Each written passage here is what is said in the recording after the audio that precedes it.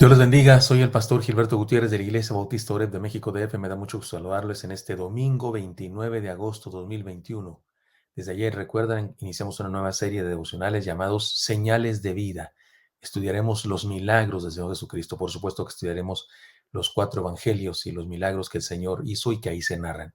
Estamos en el devocional número 2. Señal de efectividad le llamaremos el día de hoy a este devocional. Nos basaremos en Juan capítulo 2, versículos 1 al 11, aunque abordaremos unos pasajes en particular que no abordamos el día de ayer, y así cada día abordaremos una parte especial de este milagro. Déjeme introduzco de la siguiente manera. El hermano Billy Graham, el gran evangelista, el más grande evangelista que ha habido en la historia de la humanidad, en un congreso de evangelismo que se celebró en el contexto de una gran campaña de evangelización en la Ciudad de México, allá por el año 1980, yo era recién ingresado al Seminario Teológico Bautista Mexicano. Él nos compartió en ese congreso de evangelización, de capacitación, nos compartió la siguiente anécdota de su vida. Él nos dijo que tomó un avión para trasladarse de una ciudad a otra, a donde iba a predicar en un gran estadio, en una campaña. Él eso es lo que hacía. Y junto a él en el avión estaba sentado un hombre que se encontraba pues borracho, estaba en estado de ebriedad y por cierto seguía pidiendo bebidas alcohólicas a la sobrecargo. Ese hombre pues trató de sacarle plática al hermano y el hermano, pues amable, como cristiano que es, pues le contestaba y eso, y aquel hombre le preguntó, ¿y cómo te llamas? ¿Y a qué te dedicas? Y el hermano le dijo, soy Billy Graham, me llamo Billy Graham y soy evangelista. Y el hombre se sorprendió mucho porque no lo había visto bien y además en su estado, volvió a verlo sorprendido y siguió platicando con él, pero entre las cosas que le dijo al hermano Billy Graham, borracho, seguía tomando y además le dijo, ¿sabes qué? Tus sermones me han ayudado mucho. Y el hermano Billy Graham nos dijo después de contar esta anécdota, espero que las enseñanzas que voy a darles aquí les ayuden a ustedes un poco más que lo que le ayudó a aquel hombre, porque por supuesto estaba mal en su vida y en su condición en ese momento, pero decía que las enseñanzas del hermano le habían hecho mucho bien. Creo, no creo, perdón, de eso se trata. Digo que de eso se trata el desafío que nos presenta el Señor el día de hoy. De eso nos quiere hablar el Señor, de la efectividad de lo que creemos, de aquello a lo que seguimos. Una pregunta que podría ser desafiante y su respuesta podría ser muy reveladora respecto a una religión, filosofía o práctica de la vida sería esta: ¿funciona? ¿Funciona? Alguien que dice, no, están discutiendo dos sobre respecto a la religión o una fe, lo que sea. La pregunta sería, ¿y funciona? Eso que crees, eso que haces, ese ritual que practicas, esas ideas que tienes, ¿funcionan? Claro que los seres humanos somos muy dados a justificarnos y podríamos contestar que sí, solo para no quedar mal. Pero si reflexionáramos a solas, con toda sinceridad, sería una buena práctica. ¿Funciona eso? ¿Eso que crees funciona? ¿Esa filosofía que crees funciona? ¿De veras transforma tu vida? ¿De veras te hace mejor persona? ¿Te hace sentir mejor? ¿Te transforma tu matrimonio? ¿Te hace ser mejor padre, mejor hijo, mejor profesionista, lo que sea? La enseñanza que ahora podremos encontrar en la narración de este milagro tiene que ver con esto. Pero antes recordemos el texto que da sentido a nuestra serie. Recuerdan, es el último versículo de este pasaje que estamos estudiando ahora, que dice así: este principio de señales hizo Jesús en Caná de Galilea y manifestó su gloria y sus discípulos creyeron en él. Juan no llama a los milagros milagros, los llama señales. Recordemos, un milagro, entonces, es una señal, apunta hacia algún lado. Es decir, un milagro incluye una o varias enseñanzas. No se trata solo de poder de Dios, sino de revelación de Dios. Él se da a conocer a través de un milagro. El Señor nos dice algo con cada milagro que hace, con cada milagro que realizó, que es lo que estamos estudiando. Leamos nuestro texto una vez más. Dice así el pasaje: al tercer día se hicieron unas bodas en Cana de Galilea y estaban ahí la madre de Jesús y fueron también invitados a las bodas Jesús y sus discípulos. Y faltando el vino, la madre de Jesús le dijo, le dijo, no tienen vino. Jesús le dijo, ¿qué tienes conmigo, mujer? Aún no ha venido mi hora. Y su madre dijo a los que servían, haced todo lo que os dijere. Y estaban ahí 6 tinajas de piedra para agua, conforme al rito de la purificación de los judíos, en cada una de las cuales cabían 2 o 3 cántaros. Y Jesús le dijo, llevad estas tinajas de agua, y las llevaron y las llenaron, perdón, le dijo, llenad estas tinajas de agua, y las llenaron hasta arriba. Entonces les dijo, sacad ahora y llevadlo al maestresala, y se lo llevaron. Cuando el maestresala probó el agua hecha vino, sin saber él de dónde era, aunque lo sabían los sirvientes que habían sacado el agua, llamó al esposo y le dijo, todo hombre sirve primero el buen vino, y cuando ya han bebido mucho, entonces el inferior, mas tú has reservado el buen vino hasta ahora. Y luego viene el texto que leímos al principio. Muy bien, estudiemos una vez más este pasaje, pero concentrémonos ahora en la segunda parte. La segunda parte es donde dice, su madre le dijo a los que servían, haced todo lo que os dijere. Y se refiere a Jesús, lo que les diga Jesús. Y estaban ahí 6 tinajas de piedra para agua conforme al rito de la purificación de los judíos, en cada una de las cuales cabían 2 o 3 cántaros. Y Jesús dijo, llénenlas hasta el tope, las llenaron y las hasta arriba, y entonces les dijo, sacad ahora. Y sacaron y llevaron esa agua al maestresala. Pero más adelante veremos que cuando el maestresala la sirve, no es agua, es vino. Muy bien, ¿qué dice esto? ¿Qué dice estas cosas? Mire, antes que nada, digamos una cosa muy importante. Respecto a María, hay algo muy interesante que debemos reconocer, entender y decir. Ella fue el instrumento por medio del cual Dios se encarnó, sin duda, algo extraordinario, una mujer extraordinariamente importante en la historia de la fe, y el Señor Dios Todopoderoso la escoge para eso. Pero según el pasaje, el Señor Jesucristo no le llamaba madre, le llamaba mujer.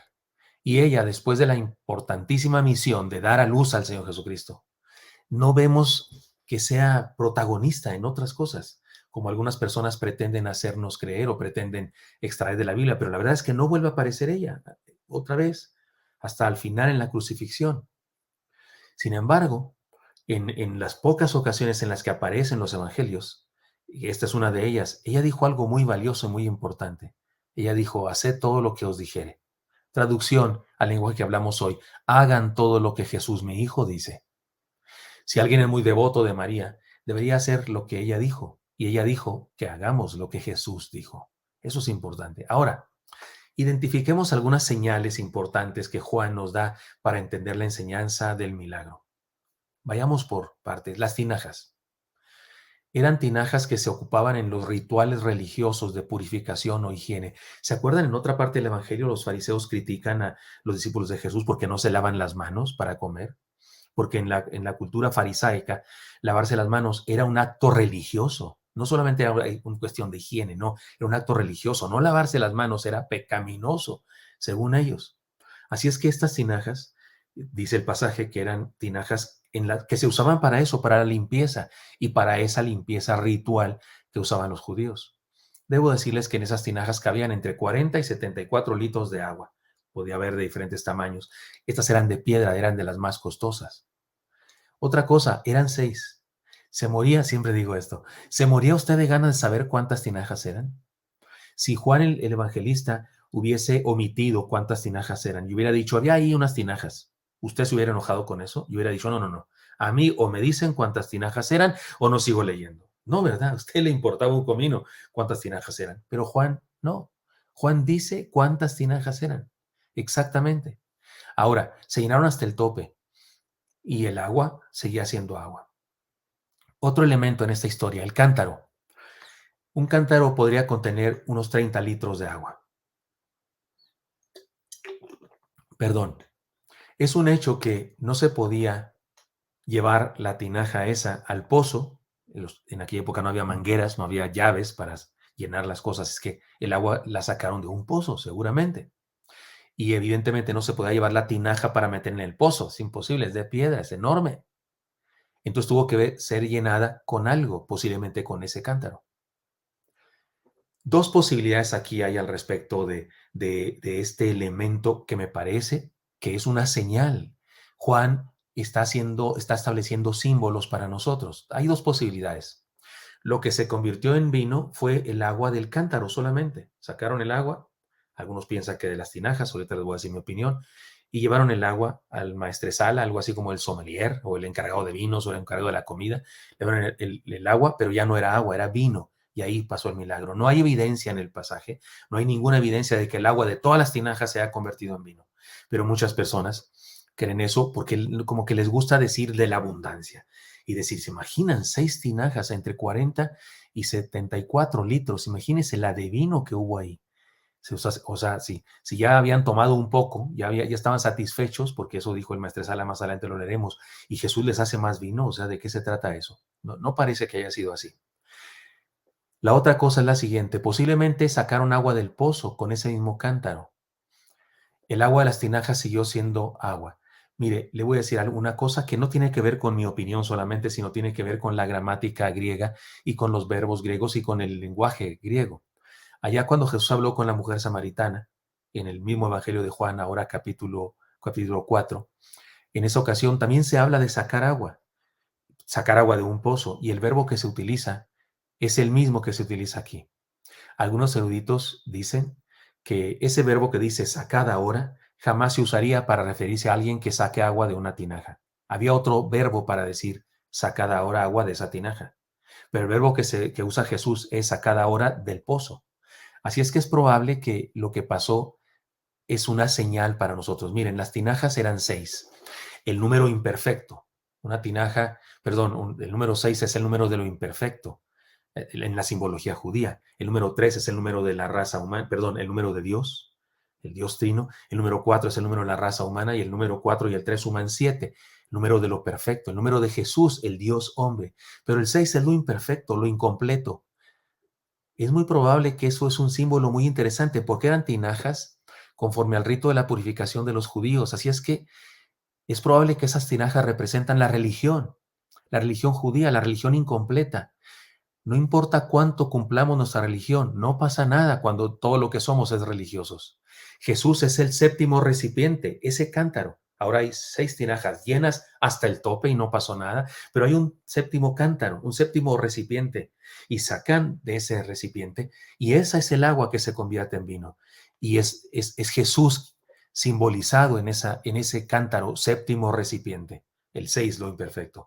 Aquí hay enseñanzas muy valiosas para nosotros. Número 1, Jesús es más importante que una religión, que cualquiera, que la tuya, que la mía, que la de cualquiera. Se trata de una relación con lo divino, Jesús, se trata de una relación con lo divino, con lo espiritual, con Dios, con ese Dios personal, y no con una idea o una fuerza o un ritual, porque Dios es un ser personal con el que podemos relacionarnos. Se trata de una verdad absoluta. El Señor Jesucristo dijo: yo soy el camino, la verdad y la vida. Nadie viene al Padre si no es por mí. Se trata de un Dios que deja el cielo y se hace hombre. Eso es Jesús, y eso es superior a un precepto religioso, cualquiera que quieras, el tuyo o el mío. Número 2, segunda enseñanza. Una religión es imperfecta siempre, como las 6 tinajas que no produjeron nada. Porque, ¿sabe por qué una religión es imperfecta? Porque una religión está enfocada en el esfuerzo humano. Todo esfuerzo humano es imperfecto e incompleto, y en eso se basa una religión. Se trata de un ser humano intentando elevarse con su esfuerzo para llegar a Dios, o incluso para ser Dios. Número 3, tercera enseñanza, porque he dicho 2 enseñanzas. Número 1, Jesús es más que una religión. Número 2, una religión es imperfecta. Número 3, más que tener religión, debemos ser discípulos de Jesucristo. Por más que llenemos nuestra religión, como las tinajas de agua, que eran 6 e imperfectas, nada cambia. Con Cristo todo es mejor. Con la religión se busca nuestro protagonismo y, como consecuencia lógica, nuestra exaltación. ¿No es cierto que incluso hay religiones que hacen santos a las personas, los elevan a una posición de supuestamente pueden responder oraciones y hacer milagros? ¿No es eso humanismo puro? ¿No es eso la exaltación del ser humano? Con el cristianismo, el verdadero cristianismo, se exalta a Dios, no al ser humano, se exalta a Dios y se exalta su gracia sobre nosotros. Déjeme decirlo de esta manera: toda religión se trata de lo que nosotros intentamos hacer por Dios. Y el cristianismo verdadero se trata de lo que Dios ha hecho ya por nosotros por medio de Jesucristo. Qué gran diferencia, diametral diferencia. Así que, hermanos y amigos, no sigamos una religión, sigamos a Cristo. Sigamos la señal que este milagro nos presenta y seamos cristianos, no religiosos. Señor, bendícenos a mis hermanos y a mí, y te pido que nos libres del COVID, que sanes nuestras vidas, nuestros cuerpos. Bendice a los hermanos que están ansiosos, preocupados, y te pido que cualquiera que no ha entendido lo que es el verdadero cristianismo y que solo vive una religión, te pido que le hables y que esto que hemos meditado, Señor, le signifique algo y que pueda conocerte a ti, entregarte su vida, para que tú, Señor, el 7, lo perfecto, vengas a su vida, Señor, y le transformes y seas el protagonista de su vida. Te lo pido en Cristo Jesús. Amén. Dios les bendiga. Espero que esto sea útil para usted y me encantaría encontrarle el día de mañana. Hasta pronto.